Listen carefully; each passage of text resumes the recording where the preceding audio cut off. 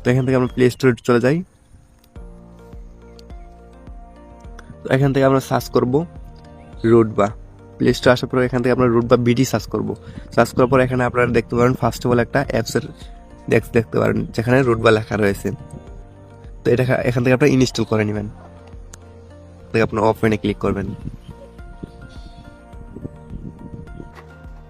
তো এরকম একটা ইন্টারফেস শো করবে আপনাদের মাঝে। তো আপনারা কি করবেন, তো এখান থেকে আপনারা দেখবেন নতুন অ্যাকাউন্ট খুলুন একটা নামে অপশন রয়েছে, দেন এটাতে ক্লিক করবেন। তো ক্লিক করা হলে এরকম একটা ফর্ম আসবে আপনাদের সামনে, এরকম একটা ফর্ম শো হবে। তো এটা আপনারা পূরণ করে নেবেন। তো ফার্স্ট অফ অল আপনারা কি দিবেন, এখানে আপনারা একটা নাম দিবেন। এখানে আমি আমার নামটা দিলাম, এখানে একটা ফোন নাম্বার দিবেন। তো একটা ফোন নাম্বার দিলে এখানে আপনারা একটা 6 সংখ্যার পাসওয়ার্ড দিবেন। যেহেতু আমি একটা এমনিতেই খুলতেছি তো আমি দিয়ে দিলাম। তো সেম পাসওয়ার্ডটা আবার এখানে দিবেন। তো দেখেন এখানে কিন্তু পাসওয়ার্ড দেওয়া কমপ্লিট।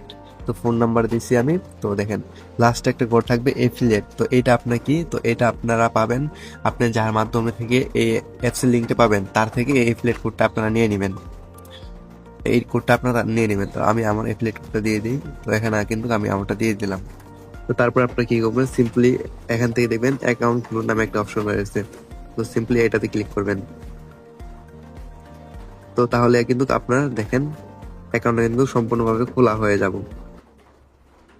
তো এখান থেকে আপনারা চাইলে এটা ক্লোজ দিতে পারেন। এখান থেকে আপনারা চাইলে আমাদের হোয়াটসঅ্যাপ গ্রুপে জয়েন করতে পারবেন। তো দেখেন এখানে কিন্তু সম্পূর্ণ একটা কাস্টমার অ্যাকাউন্ট রেজিস্ট্রেশন করা সম্পূর্ণ হয়ে গেছে।